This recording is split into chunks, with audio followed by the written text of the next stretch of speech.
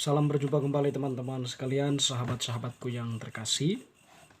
Pada kesempatan ini saya mengajak kita kembali lagi untuk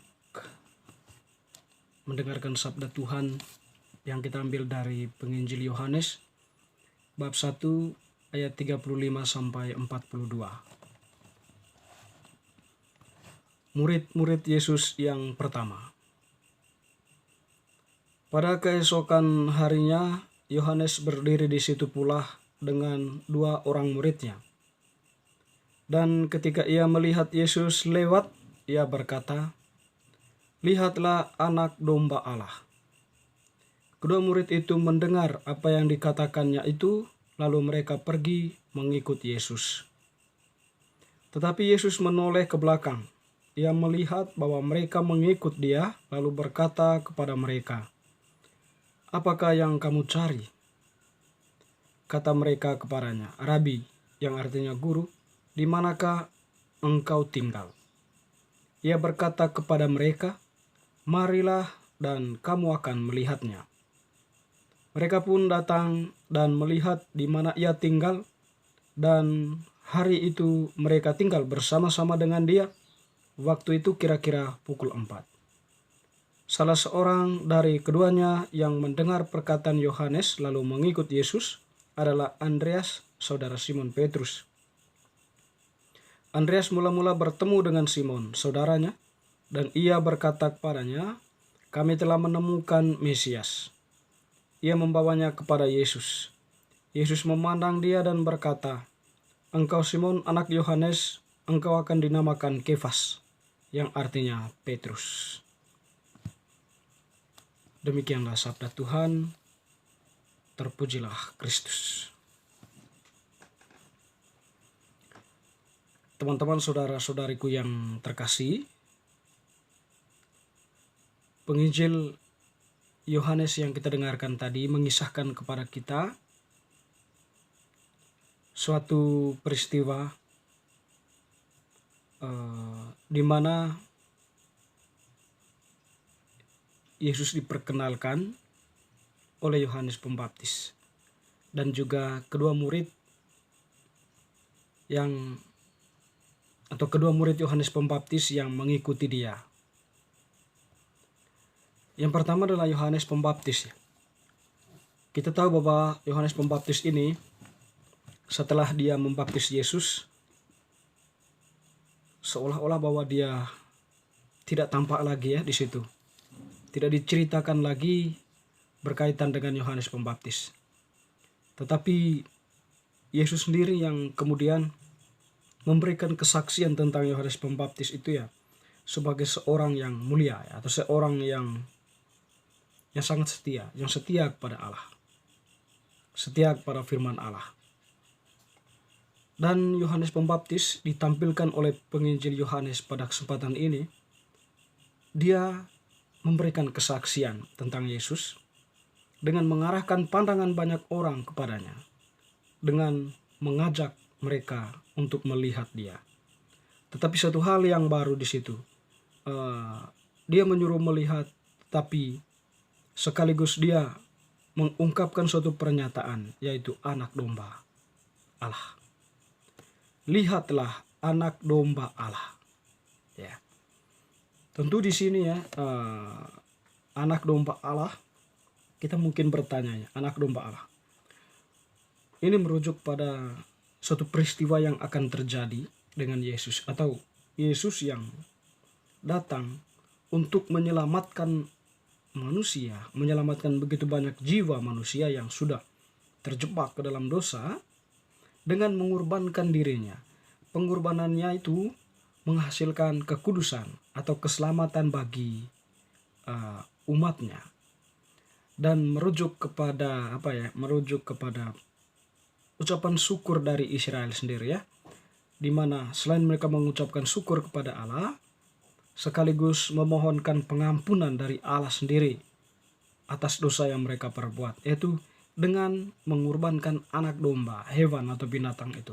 Tapi maknanya itu kemudian diperdalam oleh Yesus, atau maknanya itu disempurnakan oleh Yesus, bahwa anak domba itu bukan lagi hewan yang dikorbankan, tetapi anak Allah itu sendiri. Sebab manusia pada dasarnya tak dapat menyelamatkan dirinya, hanya Yesus Kristus itu sendirilah yang mengorbankan dirinya sebagai anak domba Allah yang menyelamatkan manusia. Teman-teman, saudara-saudari, di situ Yohanes Pembaptis mengajak para pendengar, para muridnya untuk memandang Yesus sebagai anak domba Allah yang mengorbankan dirinya sebagai anak domba atau sebagai kurban yang menyelamatkan banyak orang. Allah sendiri yang mau berkorban untuk menyelamatkan manusia yang jatuh ke dalam dosa. Dan dua orang murid Yesus ya mengikuti dia. Kedua murid itu ya dengan izin Yohanes mengikuti Yesus ya. Jadi mereka penasaran dengan Yesus. Mereka itu ingin tahu di mana Yesus tinggal. Lalu kemudian mereka pun mengikuti Yohanes ya. Itu bagaimana tadi mereka mengikuti dan Yesus menoleh ke belakang. Lalu Yesus bertanya, apakah yang kamu cari? Jawaban mereka, Rabi, di manakah engkau tinggal? Itu kan sebuah penasaran ya. Awalnya penasaran. Lalu kemudian Yesus pun menjawab mereka, marilah dan kamu akan melihatnya. Yesus mengajak mereka untuk bersama dengan Yesus dulu. Live in bersama Yesus ya. Dikatakan tadi di situ mereka berada bersama Yesus itu ya waktu itu kira-kira pukul 4. Hari ya tinggal dan hari itu ya mereka tinggal bersama-sama dengan dia. Meskipun hanya berapa hari ya, berapa jam ya. Tapi mereka kemudian sungguh-sungguh merasakan kehadiran Allah atau merasakan bahwa Yesus itu ya sungguh-sungguh merupakan Mesias yang dijanjikan oleh Allah sendiri ya. Sebagaimana yang dikomentar atau yang menjadi kesaksian dari Andreas. Kami telah melihat atau kami telah menemukan Mesias. Teman-teman saudara-saudari yang terkasihi, jadi dari penginjil ini ya kita mendapat pesan bahwa kita sebagai manusia ya, khusus kita yang percaya kepada Yesus ya. Tentu kita percaya karena kita diajarkan oleh orang tua kita atau oleh guru-guru agama kita, oleh para imam, oleh para uskup tentang sabda Allah, tentang siapa Yesus. Jadi awal mungkin kita sebagai anak ya belum merasakan. Oleh karena itu untuk merasakan sungguh bahwa iman kita itu bermakna, gereja mengajak untuk masuk lebih dalam. Maka sakramen-sakramen disediakan, sakramen baptis, lalu kemudian lebih masuk lagi lebih dalam sakramen krisma, lalu sakramen komuni pertama ya, sakramen yang lain-lainnya. Jadi di situ adalah kita mulai masuk ke dalam gereja dan tentunya kita akan disuguhi ajaran-ajaran iman di sana. Ketika ada sebuah kemantapan, maka kita pun terus melangkah maju, beriman kepada Yesus. Teman-teman saudara-saudari, memang pertanyaannya untuk kita, kalau para murid tadi mereka hanya tinggal sebentar, tapi mereka sungguh merasakan bahwa Yesus itu adalah Mesias. Sehingga mereka merasa at home dengan Yesus dan memutuskan untuk mengikuti Yesus. Kita sebagai orang yang sudah percaya kepada Yesus, pertanyaannya adalah, apakah kita memang sudah sungguh-sungguh melihat dan merasakan kehadiran Yesus dalam kehidupan kita masing-masing? Saya, Anda, teman-teman semua.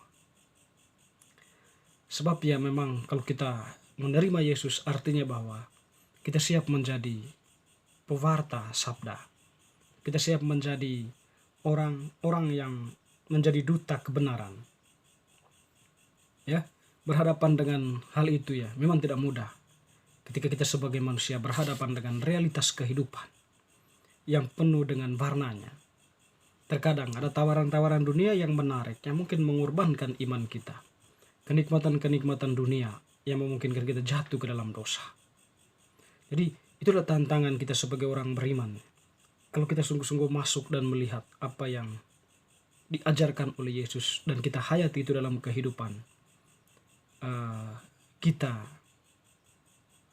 mungkin ya tidak akan selalu jatuh ke dalam dosa. Tetapi kita menyadari bahwa Allah senantiasa menopang dan menyertai kita dan memberikan kita rahmat-Nya. Sehingga kebermaknaan kita sebagai murid sungguh-sungguh teruji di sana. Teman-teman saudara-saudara yang terkasih, semoga bacaan hari ini semakin meneguhkan iman kita. Amin.